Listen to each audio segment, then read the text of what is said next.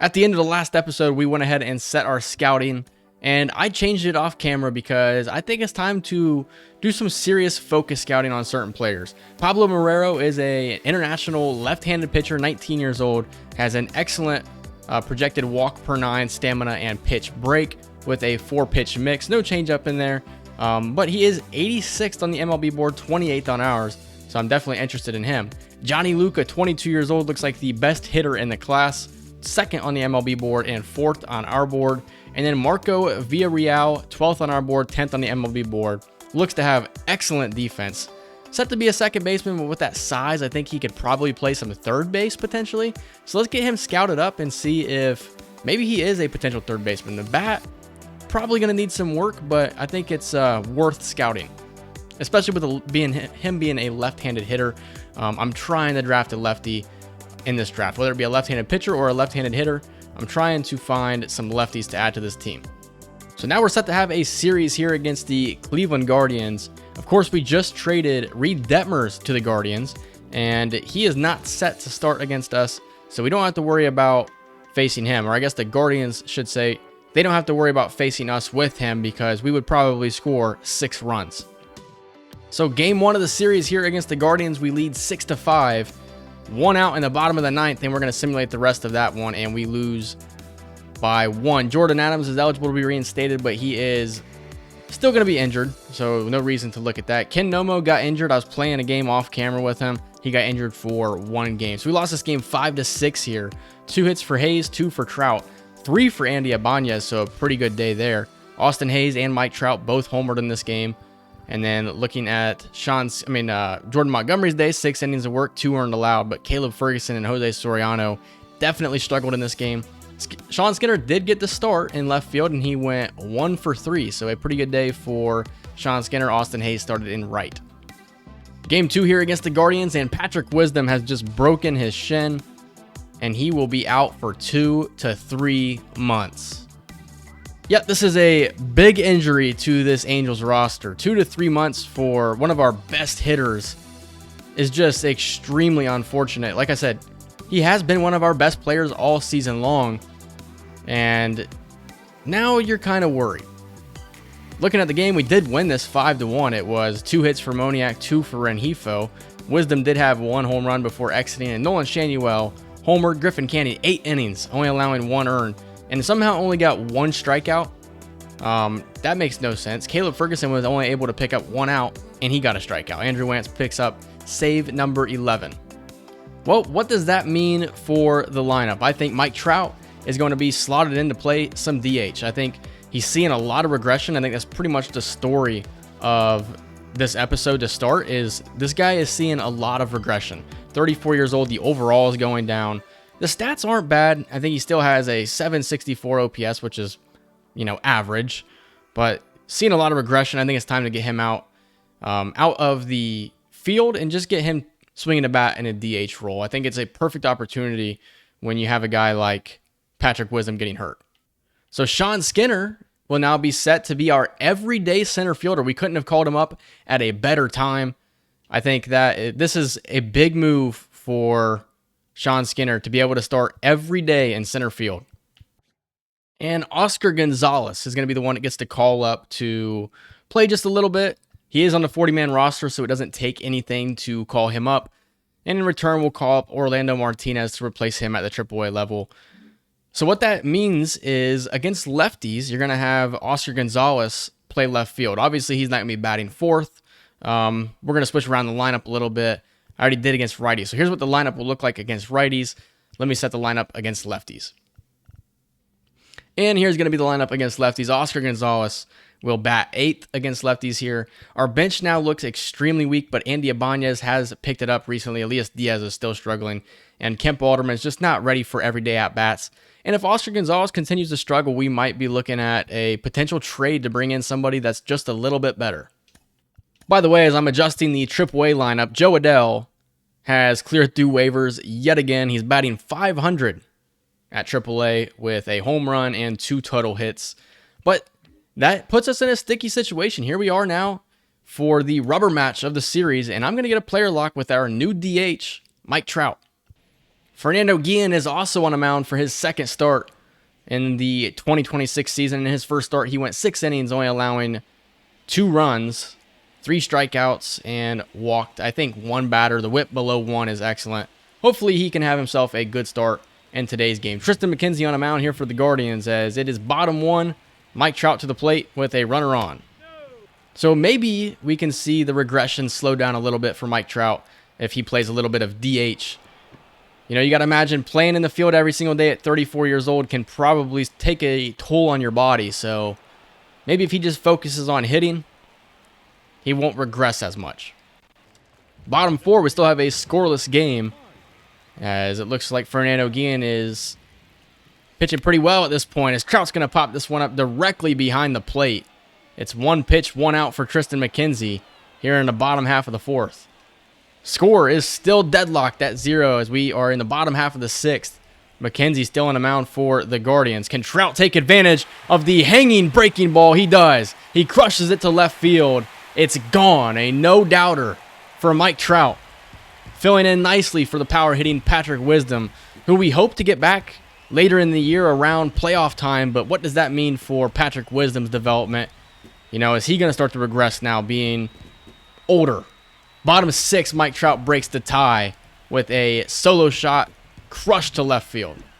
Not a whole lot of people at this game, but for the people that are at this game, you just got a can't-miss home run by Mike Trout.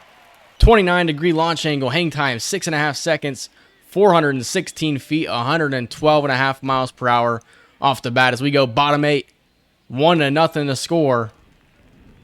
Can Mike Trout do it again? Perhaps. 12,000 people to be exact at this game. Not a bad number. You got to think they're probably counting for people who didn't show up to the game. They're probably just looking at total tickets bought. As Trout's going to pop this one up to left center. 95 off the bat's pretty well hit, but just not deep enough here in Anaheim. As Fernando Guillen is looking to wrap up a complete game shutout. We do win 3-2 in the 11th inning. What happened here? Only 6 total hits for the team. There's a home run for Luis Rengifo and a home run for Mike Trout. 7th home run of the season for Rengifo. Looking at the pitching, Fernando Guillen allowed 1 earned in the 8th inning, or it probably would have been the 9th inning. 3 strikeouts. Really good start for him, by the way. Andrew Wantz blows the save. And then Jose Soriano is the one that's going to pick up the win. I'm curious how Sean Skinner did. He went 1 for 4, striking out 2 times. But a series win nonetheless. You got to be happy with that. Rengifo with his 7th home run. He's one of my favorite players on the team, and I think I've said that at least 10 times now. Well, Sean Skinner, we got a player lock game with him, or 2 player lock games, I should say, in the last episode where he made his MLB debut. But now he is the starting center fielder. You know, he's taken over that center field role a lot earlier than we predicted he would. You know, we thought, well, Mike Trout will probably play in center until the departure of Patrick Wisdom, and then he'll take over the DH role, and then there you go. Sean Skinner's your everyday center fielder. Well, that happened within a couple of games, so you have to adapt on the fly. Sean Skinner starting in center field here. Let's get a player lock game with him. Well, here we are, top 3. Skinner still looking for his first career home run. And it's Aaron Savali on the mound for the Tampa Bay Rays. And there is his first career home run. Sean Skinner, deep to left field. That is also my first home run with Sean Skinner. The first career home run for number 8, Sean Skinner. 100 miles per hour off the bat, projected 380 feet as he breaks our scoreless tie here in Tampa Bay. See, there's the announcer curse again, but this time it works perfectly. He got a pitch a little above knee high, and he turned on it and he crushed it for his first career home run. Sean Skinner, welcome to the show, baby. You got to be proud of our first draft choice as the teammates finally show him some love in the dugout.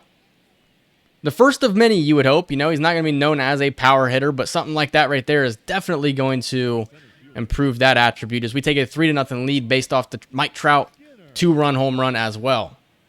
Aaron Savali still on the mound here against Sean Skinner.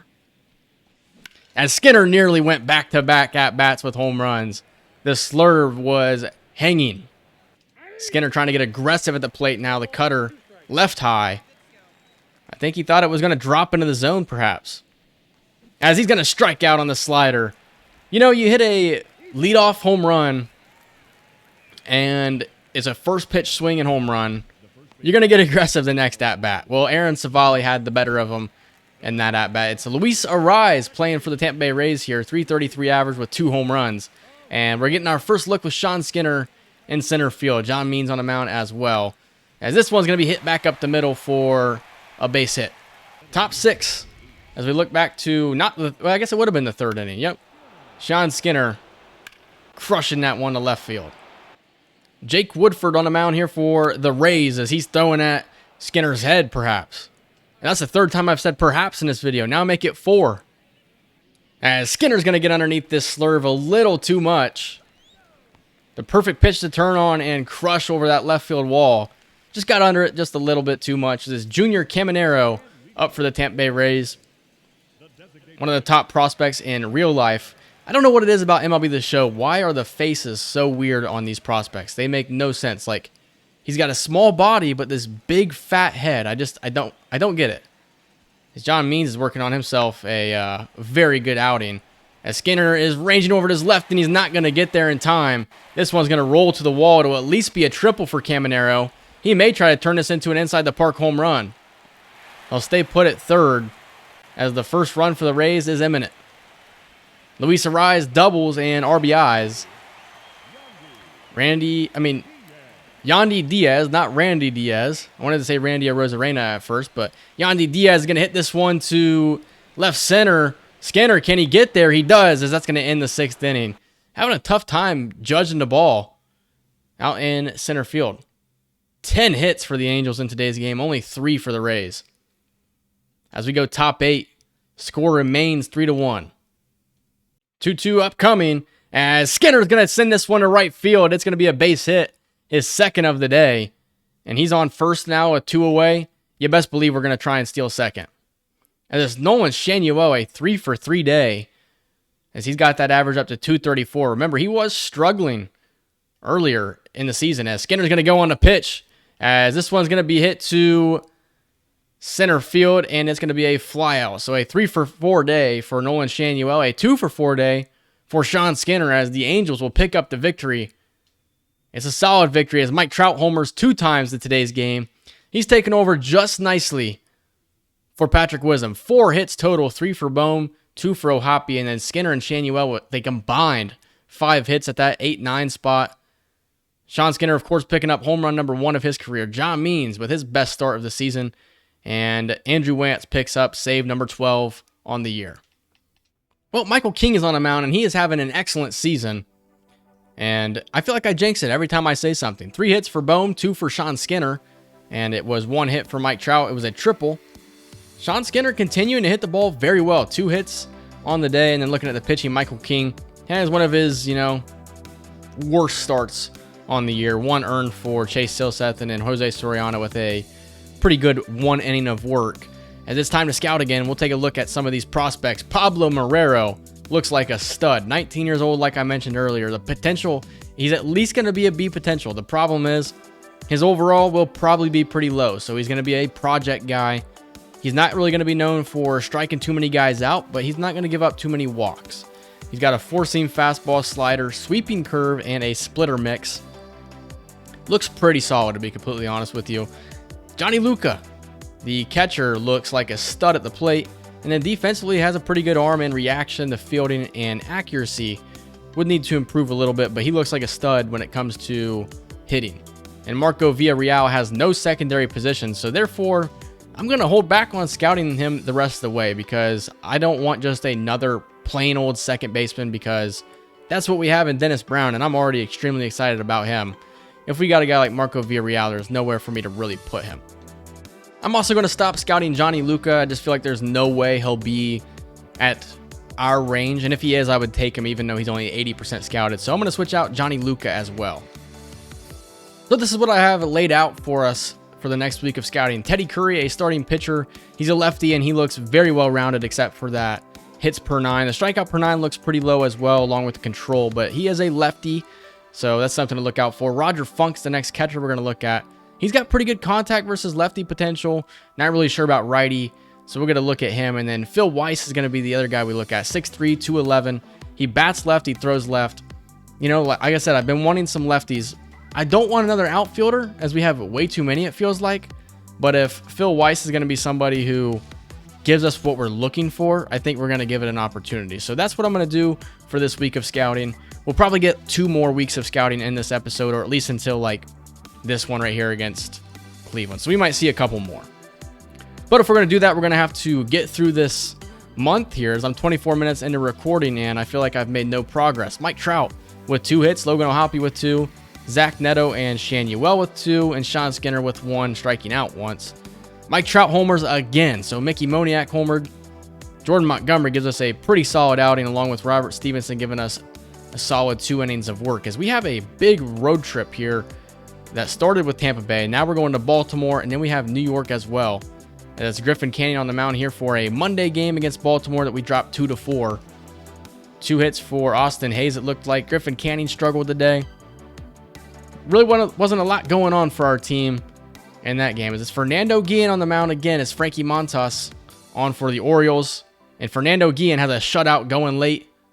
We're going to hop in. You know, Fernando Guillen did this last year when we called him up. We called him up and he was lights out. Like nobody could touch this guy. And then he started to slow down a little bit, and then you reach spring training and he struggled. But right now, since getting the call up, the dude has been unstoppable. As it's Dylan Beavers at the plate here for the Orioles. 84 pitches into the game. Excellent outing for Fernando Guillen. Here's the 0-2 upcoming from Guillen, and Beavers will lay off. Dylan Beavers is wearing Jackson Holliday's number 7. Maybe there's some beef in the locker room. I don't know how he didn't go around on that one. You can't allow the 9-hitter to work his way back into the count, as this one's going to be chopped to Shanuel. He'll throw on to Guillen, who gets there in time. Barely got there. You know, that was going to be my fault if he reached, because I just was not ready to cover the bag. It was a slow chopper to Shanuel. There's no way he could have gotten over there in time, as the umpire picks up a pretty good strike there. As Jorge Mateo is quickly down 0-2 in the count. He's 1 for 3 today. Here's the pitch from Guillen, and he's going to lay off the slider. Guillen not known for striking guys out. I feel like I've said that 1,000 times, but he just really isn't known for doing that. He's going to have to force soft contact to be successful. Here's the 2-2, as Mateo is going to hit this one to Skinner out in center, and he's there for the second out. Here's Jordan Westberg at the plate here for the Orioles, as he's going to foul away the first pitch of the at-bat. If Fernando Guillen can pull off a complete game shutout in under 100 pitches, that would be amazing. As Westberg crushes this one to left field, and it's going to hook foul at the last second. 6.5 feet outside of the foul pole. Here's the 0-2 count to Westberg. The pitch, as he stays alive on the slider. Here's the 0-2. Westberg fouls that one off. Anytime I feel like I continue to commentate every pitch, it feels like the batter is always fouling balls away. What'd I say? He did it again. Here's the slider. Westberg is going to hit this one deep to left field. Hayes is there. It took 101 pitches, but it's a complete game shutout for Fernando Guillen. He is having an excellent couple of starts since getting the call up to the big league level again. This Angels team has got a little bit of rhythm at the moment. Sean Skinner with a 3 for 3 day. Trout goes hitless, unfortunately. Multiple other guys with 2 hits. It's Austin Hayes and Kemp Alderman, both with home runs. Sean Skinner picks up his second stolen base. And, of course, Fernando Guillen, 9 innings, only 4 hits allowed, 3 strikeouts, and another victory. John Means facing his former team, and he's going to pick up the victory on the mound. Skinner with a hit, 2 hits for Luis Rengifo, and Elias Diaz hits a home run. So that's good for his confidence, and it's John Means going 7 innings, 5 strikeouts, allowing no earn. Tanner Scott and Andrew Wantz pick up the 8th and 9th, and it's back-to-back shutouts for the Los Angeles Angels, as we are going to win another series. 8-2, we win the series finale here. 3 hits for Shanuel, 2 for Andy Ibanez, a triple for Sean Skinner, and a home run for Logan O'Hoppe. As Michael King goes 7 innings, allowing only 1 earned, 6 strikeouts, and Tanner Scott gets to hold. Jose Soriano finishes everything off in the 9th inning, but allows 1 earn. Just a little bit of an update down at the farm, as Dennis Brown is crushing the ball at Double-A. 290 average, 10 home runs, 145 at-bats. He's seeing the contact versus righties and the power versus lefties go down 1, but the contact versus lefties and power versus righties makes no sense, are both going up. This guy is killing the ball with an 897 OPS. I'm definitely excited about Dennis Brown. Well, now we're taking on the 15-33 New York Mets. It's another victory for the Angels. 2 hits for Alec Boehm, but a total of 4 home runs for the Angels. Boehm, Trout, Ohapi, and Ibanez all with home runs. Jordan Montgomery with an excellent start. Tanner Scott and Andrew Wentz yet again hold it down in the 8th and 9th, as the next game we lose 2-7, so our winning streak is over. 2 hits for Logan Ohapi, a home run for Austin Hayes. And it was Griffin Canning again struggling on the mound. He has been the one guy who's really kind of struggled at the moment, as it's time to scout again. Teddy Curry, not as good as what we once thought he was, I guess. But I don't want that to stop me from scouting him the rest of the way through. He's a lefty pitcher that I want to find some more information about. Looking at his mix, he has a 4-seam, sinker, changeup, cutter, slider mix. I'm not really a big fan of that pitch mix, to be completely honest with you. So what I'm going to go ahead and do is I'm actually going to change him out. There's another pitcher that I do have some interest in, and that is Landon Warren. Nope, my fault. Milo Larson. He is 18 years old. He's another lefty. Hits per 9 looks extremely weak, but we know nothing about him, so we'll go ahead and look at him. Roger Funk looks pretty solid, so I'm going to continue to scout him for one more week. He can also play third base, so with that arm strength, I can see why. Not going to be a power hitter, but he looks to have some pretty good contact against lefties. And then Phil Weiss drops down on the board a little bit. I don't think I'm going to continue scouting him just because I have no interest in drafting another center fielder anyway, so I'm going to cross him off my list. Well, Bob Blank is the number 1 rated first baseman here in this draft class. So I want to take a look at Bob Blank. He's got a very weird name, but let's take a look at Bobby Blank. As we're trying to pick up this series win here against the New York Mets, I think we'll get another player lock game in here as, whoa, what am I doing? I want to get a game with Mickey Moniak, who is really struggling at the moment with that 214 average, only 4 home runs. He might be coming to the end of his road here with the Angels. He's going to be a free agent after this season, so I thought we had him for one more season. Apparently not. Mickey Moniak's going to be a free agent. He really needs to step it up if he wants to stay in this Angels uniform.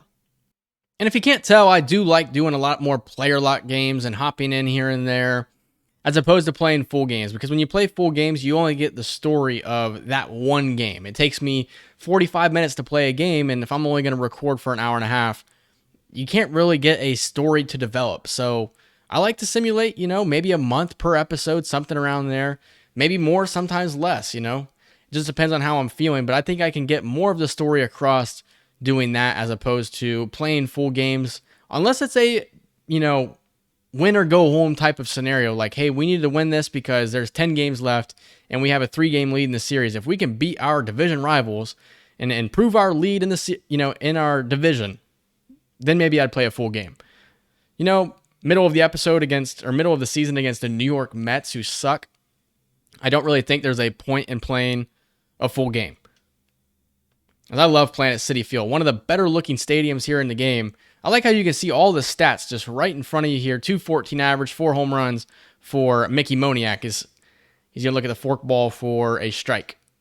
So with Mickey Moniak struggling, that does mean we're probably going to be looking for a new everyday right fielder next season, unless we do decide to bring him back. But is that everyday guy in our system at the moment, or is that somebody we need to draft or potentially sign in free agency? I don't know. Anything other than a strikeout or a double play ball, and we're going to get the strikeout. So unfortunately, hopefully we don't leave runners on the corner. And that looks like that's what's going to happen as we go bottom 1, Fernando Guillen. 0-2 count upcoming to Brandon Nimmo, as this one's going to be hit to right center. Moniak's not going to get there. It's going to bounce off the wall. Does Nimmo try for 3? Yes, he is. The throw to third is a perfect one, as Brandon Nimmo is nailed trying to extend that one into a triple. You got to be smarter than that, buddy. Luis Rengifo with a solo shot, as Mickey Moniak gets his second plate appearance. 252 on base, 394 slug with a 645 OPS so far this season. Hasn't been too good. And the thing is, I have a lot of fun playing with Mickey Moniak. I think he's one of my favorite guys on the team. Rengifo is one of those guys, but I really do like Moniak, but I don't want to keep him around just because I like him, If he's not performing to our standards, somebody else needs to be brought in to do so. But for the meantime, he does work at the moment. Maybe just needs to drop in the batting order a little bit. Maybe that could, help him out. Austin Hayes also struggling with a 222 average as he's on deck. Here's the 3-1 from Senga. It's going to miss for ball 4, so Mickey Moniak is aboard. Hayes is going to go down swinging. It's the third strikeout for Kodai Senga. Zach Neto to the plate, 241 average, 3 home runs, 13 RBIs. Is he the shortstop of the future? That's something you got to ask yourself as well. To be honest with you, I don't necessarily think he is the shortstop of the future, as it's going to be a out number 2. I like Neto a lot, just like I like Moniak. I just don't think he brings me what I like to see from my starting shortstop. Sean Skinner 0 for 1. As we're going to steal with Moniak. Here's the pitch. Skinner watches it. It's a stolen base for Mickey Moniak. Sean Skinner, he's got Moniak exactly where he wants him. Moniak not known for being too fast, 77 speed, but not known for stealing, I should say. As Skinner's going to hit this one to shallow left field, it will be caught for the final out. As this one's going to be hit on a line to Moniak as he's there for the first out. Brandon Nimmo trying to get Moniak some opportunities out there in right field. As Jose Quintana now for the Mets. And this is where Moniak struggles. Facing lefties, this is what keeps him out of the lineup every single day. And it makes it so that he's only really able to bat against righties. Well, Moniak's doing pretty decent here in this count. 2-2 count upcoming. The count will go to full, so Moniak, doing a good job at working it here. Really the 3 balls thrown haven't really been particularly close, but 3-2 count nonetheless for Moniak, because this one's going to be hit down the line but foul. And I've been going contact swing the whole way. I mean, this is practically like hitting with, a pitcher. 35 contact, 42 power. This is like double-A guys at the plate. Here's the 3-2 count. Moniak's going to go down swinging at the high cheddar. 91 miles per hour.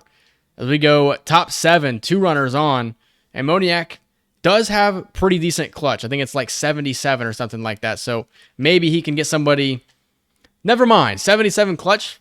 I was actually dead on with that number. He's going to pop up to third to end the top half of the 7th, though. As we go bottom 8, and it's Brandon Nimmo giving Moniak maybe another opportunity. As Luis Angel and Acuna with a home run. That's a mouthful of a name. As this one's going to be hit. Runner tries to go for third. Here's the throw to third, and he's out. The outfield is doing their job. Moniak was a part of the relay that got Nimmo out earlier in the game. This one was a dead-on throw that got Jeff McNeil out at third. Very good play by the defense. As we go top 9, Keenan Middleton on the mound for the Mets. 2-1 the score. I'd love to pick up an insurance run. And I don't think that's going to happen, as Moniak's going to fly this one out to left center. We go bottom 9. I got to imagine it'll probably be Andrew Wantz on the mound trying to close this one out. We do win the game. Now it's a question, did we close it out? Yeah, we did. 4 hits for Luis Rengifo, 2 for Bowman Ohapi. And that was pretty much it. 8th home run of the season for Rengifo. And then Fernando Guillen gives us another casual 7-inning, 1 earn. 4 strikeouts, though, which is stupid low. And it was Tanner Scott and Wantz in the 8th and 9th. How about this? The Mets are calling up Humberto Carmona, the first baseman that we wanted to draft last season.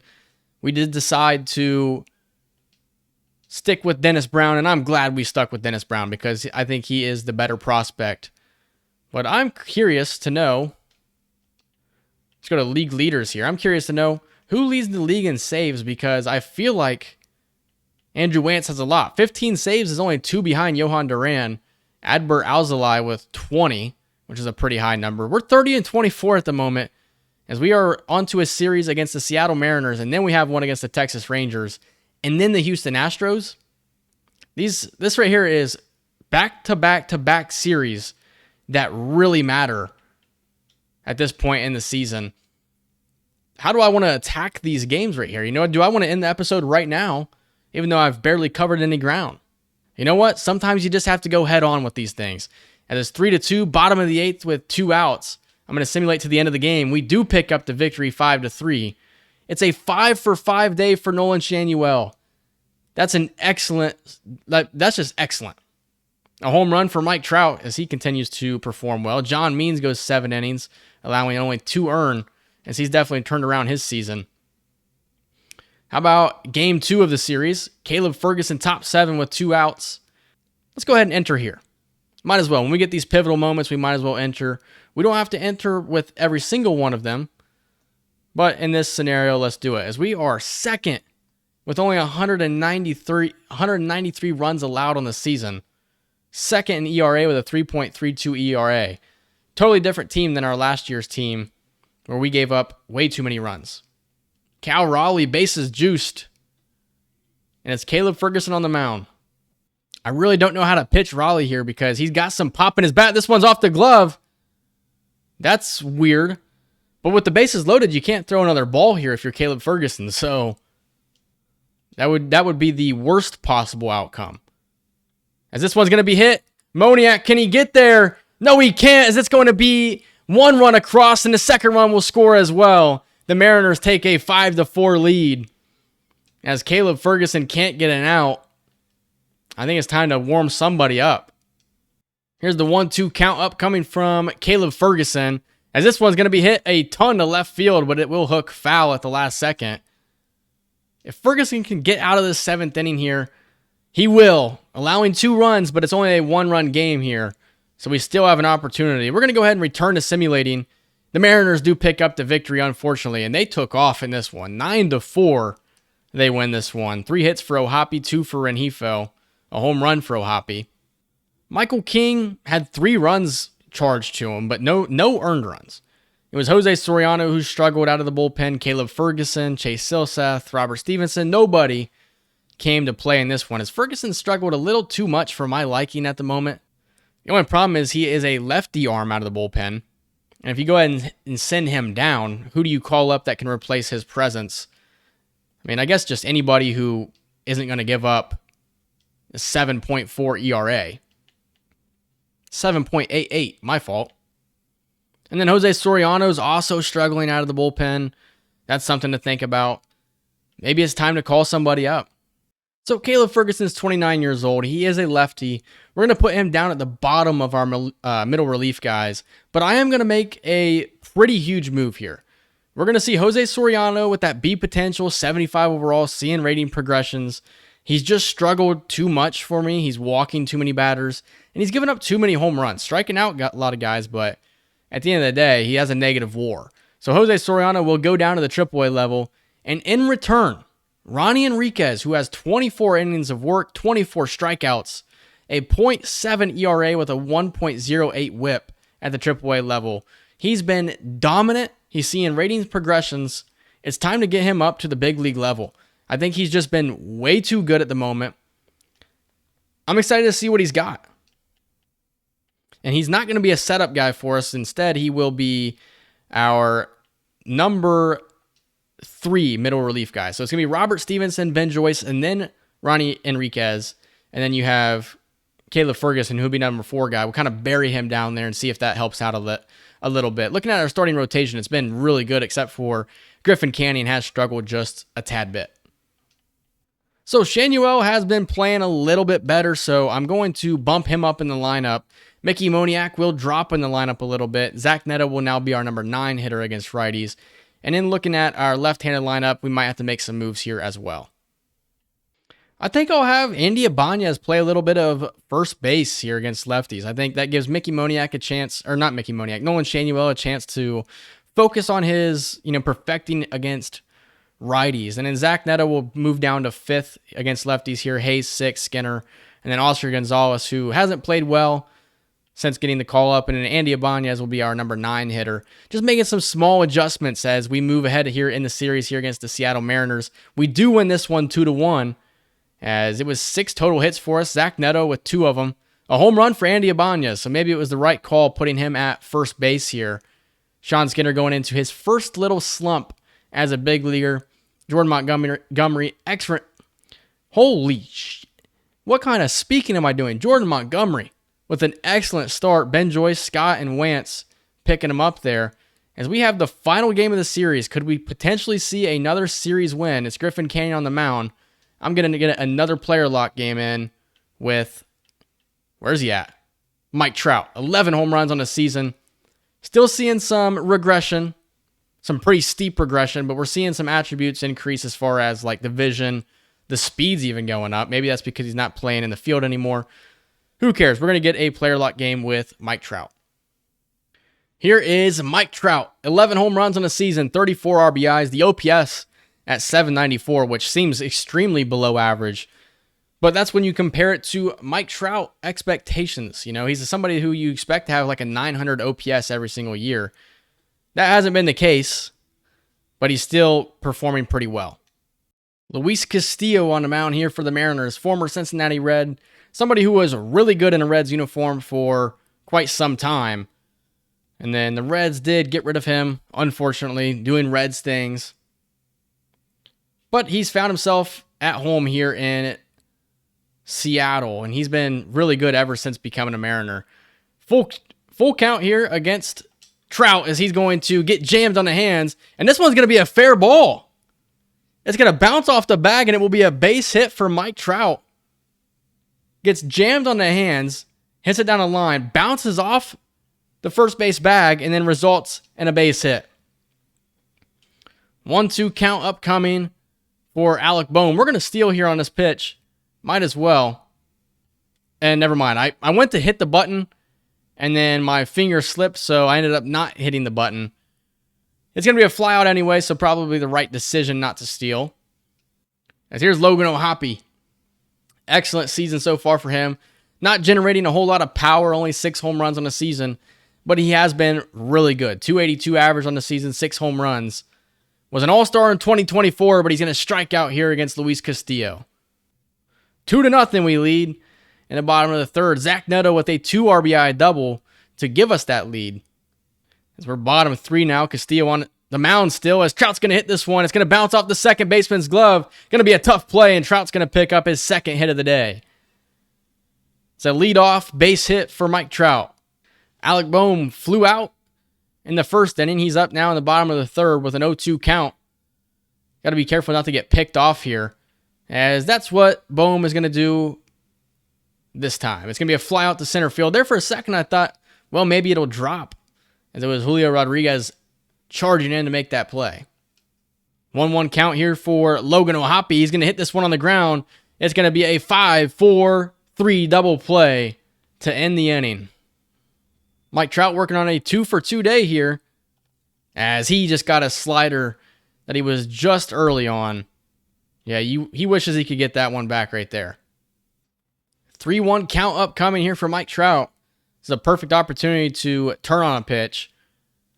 Here's the pitch from Castillo, and it will miss for ball 4. So many of you guys are probably wondering what this series is going to look like once the new college football game comes out. I want to continue making episodes, but I think the series goes on until we win a World Series. And then from there, even then, I don't know if the series would technically end, because I'm enjoying this one. This has been my favorite series so far. It's just another lazy pop-up for Alec Bohm. But yeah, I'm enjoying this series. It's been my most enjoyable series that I've created on YouTube. I really like it. If we won a World Series here in year 3, does that mean the series would end? Probably not, but the series would definitely slow down once we win a World Series. I'm going to continue making episodes, but they might be, longer episodes potentially. And then with that, like when I mean longer, I mean they're going to cover more ground. So maybe 3 episodes per season, and you might get one once every month potentially. As Mickey Moniak hit a solo shot to give us a 3-0 lead. As Renifo's on first here, as Trout crushed that one, just foul. Another thing here for Season 3 is, are we thinking about being buyers at the deadline, especially if we continue to win games? That might be something that we think about doing, is getting aggressive at the trade deadline and trying to bring in maybe a lefty reliever or something like that. Here's the 2-2 upcoming, as Trout is going to crush this one deep to right center field. It's a 3-hit day. And it's another home run for Mike Trout in this episode. I think I've gotten two home runs with him this episode. If not, that one was crushed. 104 off the bat, 408 feet. It's the 12th home run of the season for Mike Trout. I don't get it. We're seeing regression, but we're seeing some excellent play out of Mike Trout, as that gives us a 5-0 lead here in the 7th inning. Man, I'm going to miss when this guy is gone, but I think he's performing a lot better in that DH slot, as Julio Rodriguez hit a solo shot, but we win the game 5-1, and it's another series victory for the Angels. Mickey Moniak also had 3 hits in today's game. Shanuel with 2 as well. Sean Skinner still struggling a little bit here as he gets his rookie slump out of the way. Caleb Ferguson did good in his 1 inning of work. Griffin Canning did extremely well starting that one. Well, we're 33-25 as we have a 3-game series upcoming here against the Texas Rangers. Fernando Guillen on the mound for this one. Bottom 8, Zach Neto needs a triple for the cycle. I'm not going to join in, and we do pick up the victory 4-1. 2 hits for Mike Trout, 3 for Zach Neto. Unfortunately, doesn't get the cycle, but still, all he needed was the triple. Trout got the triple for him, but guess what, Mike Trout? Doesn't really matter, huh? Fernando Guillen, what's up with this guy? If he would just strike guys out, he'd be a Cy Young candidate. Andrew Wantz with the save. There's John Means on the mound here against the Texas Rangers. Who's set to start here? Michael King on this Sunday finale. I'm going to go ahead and simulate this one as well. And we win this one 7-6. It's another series victory for the Angels. Boy, I'm having fun with this team at the moment. Sean Skinner, 2 hits. Shanuel with 3. Hayes and Neto with 2 hits apiece. Stolen base for Skinner. John Means allows 4 earned, but the bullpen definitely did its job. Chase Silseth, Caleb Ferguson, and Tanner Scott help us out. Andrew Wantz allows 2. That's a rough outing for him, but he's been good pretty much all season long. Good to see Caleb Ferguson not allow a run, though. As it's time to scout again, Milo Larson. What have we found out about this guy? Nothing to really be excited about. So what I'm going to go ahead and do is I'm going to cancel this scouting assignment. I'm going to scout a position, and we're going to focus on the starting pitchers out of the Central region. That's what I have written down right here. Is it says scout Central pitchers next. I'm gonna go ahead and do that. I'm gonna take the game's advice here. Bob Blank. Well, hold on a second. Let's talk about Roger Funk. We might have found ourselves a gem here. Not going to be known for speed, but he's going to have excellent contact. More specifically, excellent contact against lefties. 5'10", 175 pounds. We will scout him in full here. The question is, with a guy like Roger Funk, is would you consider drafting him with your first selection? When you look at our picks, we have the 13th pick and then the 47th pick. I don't know if I could take Roger Funk that early. I don't know if that would be my decision. Bob Blank, we're going to go ahead and stop looking at him. So we'll change him out with somebody else. But, Roger Funk looks pretty solid. So I'm going to take a look at Thomas Shaw here. He's a lefty bat. He looks like he's got excellent power, especially against righties here. He's a long shot type of guy. 69th on the MLB board, 70th on ours. Looks to have some solid speed. The fielding is whatever. But somebody to look at. Roger Funk is somebody we're going to wrap up the scouting profile on here.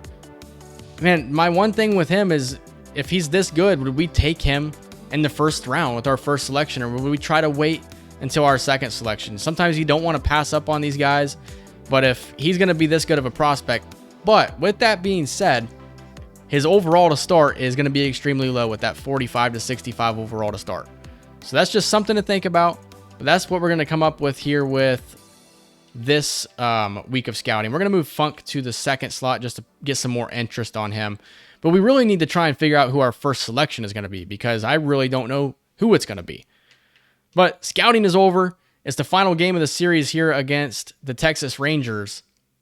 And I think I'll go ahead and simulate this one. We went at 10-6. So the offense came out to play here. Andy Ibanez with 3 hits. And then 2 hits for Shanuel, Ohapi, Moniak, and Rengifo. Sean Skinner goes 0 for 4.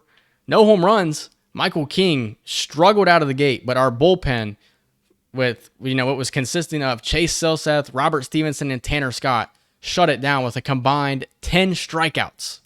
Our bullpen has been excellent all season long. As you got Christian Javier on the mound here, Luis Garcia, and then Jose Urquidy for the Astros. And we have Jordan Montgomery, Griffin Canning, and Fernando Guillen going in this one. This is the toughest series of the season so far. This is the one where you got to be prepared to try and win this one. Christian Javier on the mound for the first one. We'll go player lock. And we're going to go player lock with Luis Rengifo. Rengifo leads us off here. Christian Javier with a 4.35 ERA so far this season. 307 average for Luis Rengifo as we're going to try and win this series against the Astros. This one's hit a ton to left field, or center field, I should say. But it will be a fly out for Rengifo. As we go bottom one, Yordan Alvarez to the plate with a runner on second. Jordan Montgomery on the mound for the Angels. Showtime activated. What does this mean? Rengifo, you got to stop this one at least, buddy. He does. He's not going to be able to make a play at first. And he just overthrew the first baseman. What are we doing? Luis Rengifo. Player lock action. It's going to be an error. Why throw the ball at that point? As we go top three, 2-0 to score. That's just a terrible outcome. And this is going to be a pop-up for Rengifo. Good swing timing. Perfect position to hit the ball. And he just popped it straight up. Yainer Diaz batting 8th here for the Astros is going to chop this one on the ground. Rengifo, please don't make an error this time. He won't. And that will end the 4th inning. Javier is still on the mound. And the score is still 2-0 here. We still only have one hit in this game. Maybe Rengifo can light a spark for this lineup. If we can win this game right here, we would be tied with the Astros in the division. And if we could win another one following that, we could lead the division for the first time, I think, in this entire series. That's an excellent slider to try and hit, and we just missed it. As Rengifo, 3 pitches, and it's a strikeout for Christian Javier. Potential double play ball as Jordan Montgomery still on the mound for the Angels. If the bats would just wake up, we could potentially be winning this game. This one's going to be hit to Bohm at third. Rengifo takes it, throws to first for the double play. Montgomery's got to like that one. Top 8. 1 out, 2 on for Luis Rengifo. He's 0 for 3 on the day. And he's going to pop this one up to shallow center field. Is Skinner going to try and run on this? No, he won't. We might have just wasted our best opportunity so far in this game. As we're going to drop this one 5-1. We did cut into the lead, make it a 2-1 game, as our offense just was not feeling it. Montgomery pitched extremely well. Robert Stevenson allowed 2 earned, and then Ben Joyce allows nothing. But unfortunately, a 5-1 loss here against the Houston Astros in the first game of the series. Herb Saunders, since trading for him, had a .95 ERA over 28 and a third innings of work, striking out 21 guys. So that's something to keep an eye on. And Ramon Ramirez is playing extremely well at the moment. Seeing some progression, but it's really slow progression. Ken Nomo, 8 home runs, 274 average, now up to a 71 power versus lefties. And then Dennis Brown, still liking the progress we're seeing there. The power versus righties is up 5, and he's up to a 74 overall. At 18 years old, this guy has the potential to potentially make, an MLB debut this season. As we see Nelson Rada with a 250 average at the AAA level, Matt Horvath 261 average, and then let's take a look at the pitching as well. Chase Chaney's pitched really well, and then Eric Mott, somebody else to keep an eye on.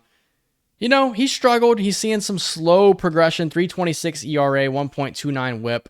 He's going to probably sit down at AAA the rest of this season, and then next year, I would expect him to be ready to play at the big league level. And then Guillermo Avalos is the big guy to take a look at here. He's slowed down a little bit, but he's still performing pretty well. Lawrence Byler struggling. Herb Saunders, though, liking what we're seeing out of him, with less than a 1 ERA through 28 innings of work. Yeah, that's incredible. Well, next game here, we're going to go another player lock game. I don't want to miss out on an opportunity to beat the Astros. What about Logan O'Hoppe, who's been so good for us this season? And I think we'll get Alec Bohm in the last game. And I think right now what's been our struggle is the bottom of our lineup with Moniak, Hayes, and Skinner. More specifically, Moniak and Hayes, our corner outfielders, have just not been getting it done for us at the moment. As we go top 2, Luis Garcia on the mound, 84 overall pitcher. And Logan O'Hoppe, somebody I really have never had that much success with at the plate. That's what's going to make this challenging. Quickly down, 0-2 is O'Hoppe. That's a pitch that is quite easy to lay off of. Here's the 2-2. O'Hoppe stays alive, fouling away the low cutter. As O'Hoppy's going to send this one back up the middle for a base hit. Going contact swing there with 2 strikes against us. And that is some excellent hitting. As this Nolan Shanuel has turned around his season. 22 RBIs, 261 average. The OPS still below what you would like it to be at. But as far as the batting average goes, he's definitely turned it around. Not going to hit for much power, but, got to be a little excited about him turning it around at least. Is he going to pop up to Bregman? Is that Alex Bregman over there at third? I can't really tell. Yeah, it is. So the manager wants us to steal here. Screw it, we'll do it.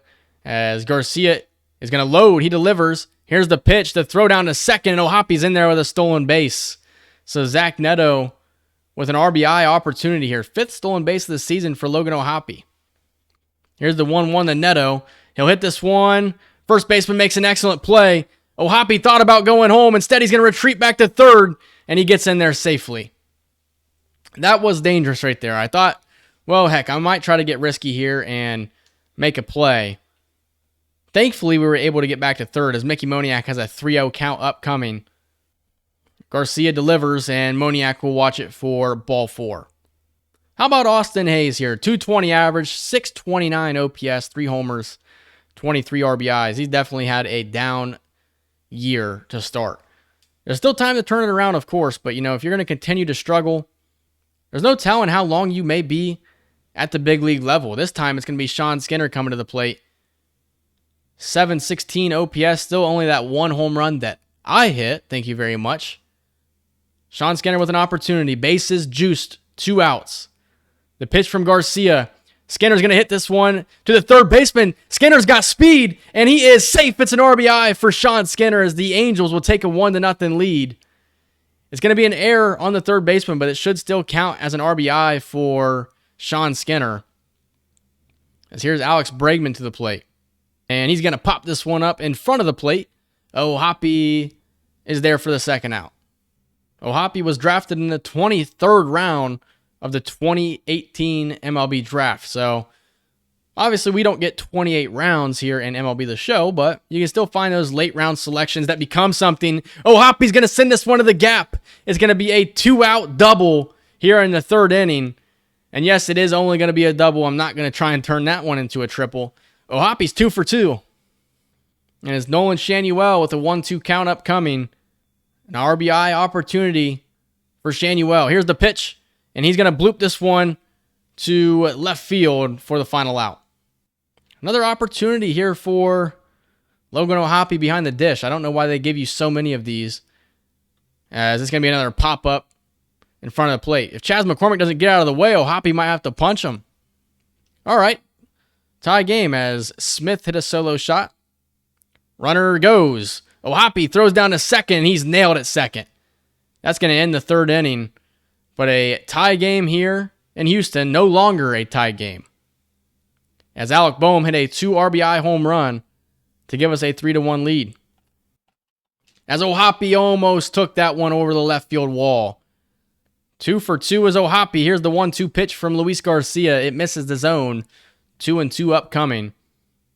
O'Hoppy bloops this one to right field for the second out of the top half of the 5th. Not going to have a perfect day at the plate as we have a 5-1 lead after a 2 RBI Mike Trout single. Carlos Rodon on the mound here for the Astros with an opportunity to add to our lead. O'Hoppy hits this one to right field. This one's got a chance. Back at the wall, it's gone. Logan O'Hoppy with his 7th home run of the season. It's a 6-1 lead for the Angels. Carlos Rodon with his pink glove. Take it off, buddy. 94.5 off the bat, 347 feet to extend our lead.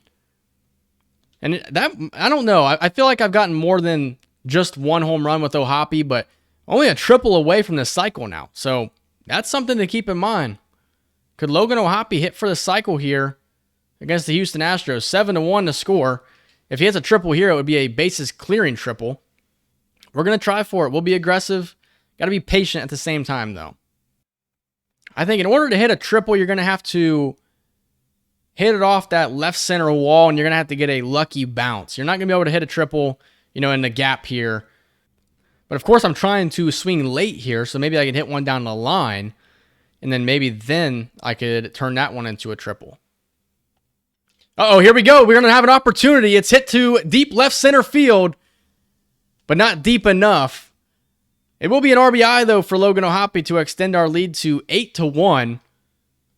Okay, bottom 9, 2 away. Let's call the pitch up here. I've never gotten this opportunity. Am I the one that throws it? I don't know. 2 outs. Here's the 0-0 count upcoming to Alex Bregman. As Ronnie Enriquez is on the mound. I didn't even notice that. And I don't know why it's giving me the opportunity to call pitches. That's something new for sure. Ronnie Enriquez getting his first action here for the Angels. You know, and he's got a pretty good slider. Let's call for it out here on the black and see if he can nail his zone. Here's the pitch. Bregman lays off. Let's go fastball up and in here. I think this is Ronnie Enriquez's, bread and butter here. Up and in fastball. Here's the pitch. That wasn't up and in. I'm calling for the same spot here. Here's the pitch from Enriquez. Strike 3 and the Angels win. Ronnie Enriquez comes in and shuts down the Astros in the 9th inning, getting his first action of the year. It was a home run for Logan O'Hoppe, a 3-for-4 day. Pretty good day, as Alec Bohm also homered in this game. Griffin Canning goes 8 innings, allowing only 1 earn. Ronnie Enriquez goes 1 inning and gets his first bit of action on the year. Well, with that being said, we're 1 game back of the American League East, or my fault, the American League West. The American League East of Rays, Yankees, Red Sox, Orioles, Blue Jays. Of course, we're over here. We're 1 game back in the American League West, and we're going to get a player lock game with Alec Bohm to see if we can be deadlocked with the Houston Astros. It's Fernando Guillen on the mound, so one of our best is going against this Astros lineup that is extremely, hot. Really looking at it. 5 guys with hot streaks at the moment. It's Jose Urquidy on the mound, 1.51 ERA, less than a 1 whip on his season. Not a big strikeout guy, but a very good pitcher nonetheless. As we go top 1, runners on second and third for Alec Bohm. An early opportunity for the Angels. 1 will score. Does Mike Trout try to score? Here's the throw to the plate, and Trout is going to score as well. It's a 2-0 lead for the Los Angeles Angels. Alec Bohm with 2 RBIs. That's how you start a game out right there. Logan O'Hoppe to the plate now. He's going to hit this one on the ground. It's going to be a classic 5-4-3 around a horn double play. Hit the ball hard, just hit it right to the third baseman. As we go bottom 1, they have a runner on first themselves. Here it is. This one's going to be hit down the line. Bohm will turn, throw to second. Can we get a 5-4-3 double play? Yes, we can. So they get one on us, and then we're going to get one on them. As we go top 3 now, runner on first, 2 away. It's Mike Trout on first. As Bohm is going to get an inside-out swing to finish off the top half of the third. He got jammed. You see that big breaking ball coming in. You're looking to light it up. As we go bottom 5, the Astros with a lead now. 2 home runs, 1 by Smith. Don't even know who that dude is. And then Alex Bregman. As this one's going to be hit to Alec Bohm, who throws on to first for the final out of the 5th inning. Unfortunately, the Astros with the lead. As Bohm's going to hit this one to shallow center. This one is going to not drop. As a center fielder makes an excellent play to end off the away half of the 6th inning as we have a 5-4 lead. And you know what? I think I'm going to... Can I get out of the player lock here? I don't know how to. I don't know. Let's just trust the player lock. Trust the process here. That's Carlos Rodon on the mound. Alec Bohm can kill lefties. Not literally kill them. I don't want to get this age restricted. Not that it matters. 35 people may watch this. And there's not really good odds that 35 people are going to make it this far into the video. As we're nearing the end of this one. Top 8, 5-4. And Bohm's going to hit this one back up the middle for a base knock. His second hit of the day. Now you just got to hope our 8-9 guys in Tanner Scott and Andrew Wentz are ready to go. Because the opportunity is going to be in front of their faces now. Here's the pitch to O'Hoppe. He's going to hit this one to the shortstop. 6-4-3 double play. As it's 6-5 here in the top of the 10th. Oh my gosh, Jose Altuve tied it up with a home run. as Carlos Rodon is still on the mound here in extra innings. Mike Trout did his job to at least give us a 6-5 lead. Can we continue to add some runs? Rodon has thrown 40 pitches. We have to take advantage of this guy. We can't let him do this to us. The 1-2 count from Rodon, and boom, is going to hit this one to Altuve, who throws on to the shortstop for a double play. That's unfortunate right there. We do pick up the victory, though. Holy crap. It's another series victory for the Los Angeles Angels, and we are tied with the Houston Astros for the AL West lead. 6-5 victory. 3 hits for Mike Trout, 2 for Alec Boehm, 2 for Hayes. Sean Skinner also with a hit. No home runs on the day, but Fernando Guillen struggled for the first time this year, but picked up 5 strikeouts out of nowhere. But Chase Silseth, Caleb Ferguson did really well. Tanner Scott gave up a run, and Andrew Wantz picks up the save. But it's a 6-5 victory for the Angels. We have not lost a series in a while, and we are now tied with the Astros for the AL West lead. So we have not lost a series since we were swept by the Detroit Tigers at the beginning of May. We're now to the beginning of June, where we're going to be set to take on the Cleveland Guardians and Reed Detmers for the first time since we traded him away. So I definitely want to get a player lock game in there.